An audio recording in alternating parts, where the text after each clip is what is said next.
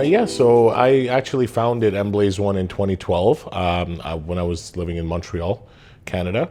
At that time, I decided to get into the web designing and web development space. Is that everybody was shifting over from retail to web, emerged into the web industry in 1996. That's when I first got in. That's when I built my first website. So, I'd started learning programming, designing, all of that since then. So, having started at very early age and having seen the internet and all the World Wide Web and all the different components grown to where it is today, I had a lot of contacts and had built a lot of relationships with different, whether it be designers, programmers, things of that nature. And I was able to put together a small team at that time, but a team of qualified experts, whether it be art directors, designers, art directors, and certain engineers with vast experience having worked in different companies and agencies prior. And one of my right-hand guys, who's the creative art director in the company, worked for Ogilvy and Mathers, and he was one of the head guys over there, which is one of the leading agencies in the world. So we've developed many, many, many projects. We've developed projects with custom solutions, such as two-way interaction, chat features, even going 10, 12 years ago before they even started at a public level. All kinds of different things. And we developed a lot of social games. We've developed, and also now getting into iGaming space, where we're developing a lot of different types of games in that industry and sector. So we've had multiple projects that have went for awards, that have qualified and have gained awards, such as from AWW Awards. And we're also in the process of developing the new Emblaze ONE website, which we're going to be submitting for awards in February.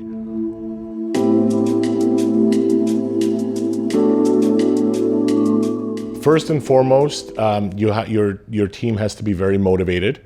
They have to be motivated internally. There can't be friction between one person and the other. And the web space is very, very crazy in that aspect, because sometimes designers will get sensitive over certain comments, or programmers won't understand if a designer is telling them something, and they'll feel set, they'll get sensitive. It's a very sensitive industry, so you have to know how to adapt to it and deal with people. So you have to have departments. You have to have good team leaders in those departments, experienced team leaders, leaders that have been in this space for minimum 5 to 7 years or longer.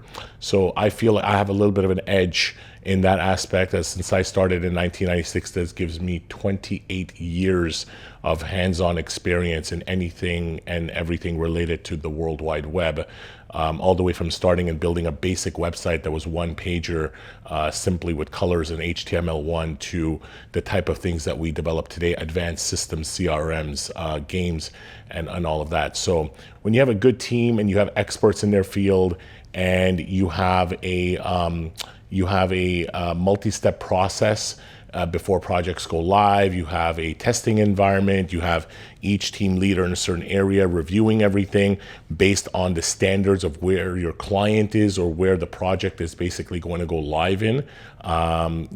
For instance, certain standards for Middle East, UAE, are totally different than what it is for the US market. And you have to adapt to those country or region standards. You have to know them.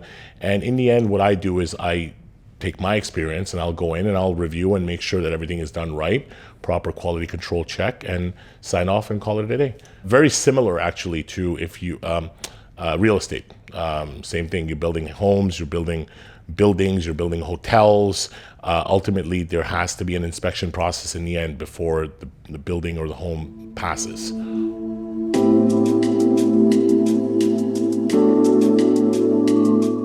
One of the things, and one of the things I live by, is I always say live to inspire. And live to inspire means it targets the word inspiration.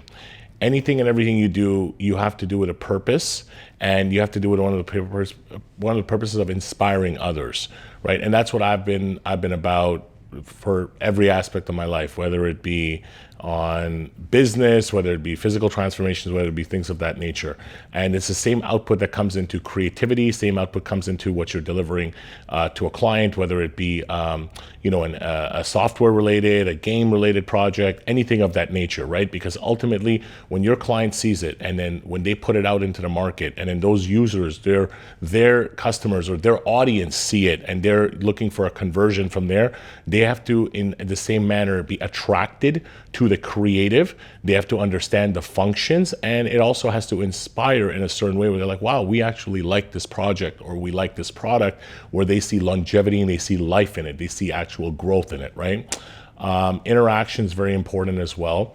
So interaction, two-way interaction, social interaction, interaction in every form. Everything is today is about social communities, things of that nature. So whatever we build that there's interaction, because through people you meet more people, and through word of mouth, the project will travel further. So it's important that if you're delivering a project for a client, that there's some form of interaction where when the client puts it out, their customers can actually, refer other customers at the same time.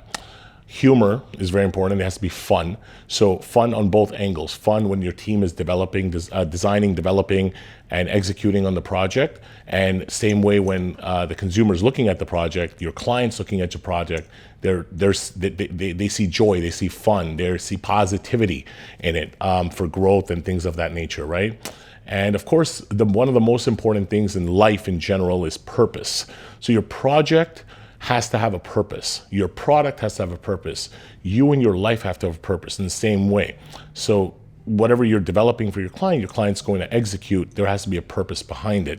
If there's no purpose identified, then there's going to be a limited growth factor. So if it's important for you to help your client even understand what is the purpose behind what they're looking to develop, and where they're looking to take it, and where they see it from. Everybody says, hey, I want my project to be successful. I want it to make $100 million. I want it to make $1 billion. But how? And where does it go from there? How do you, what's the purpose behind it that's going to allow you to attract those customers and turn it into a project of that value?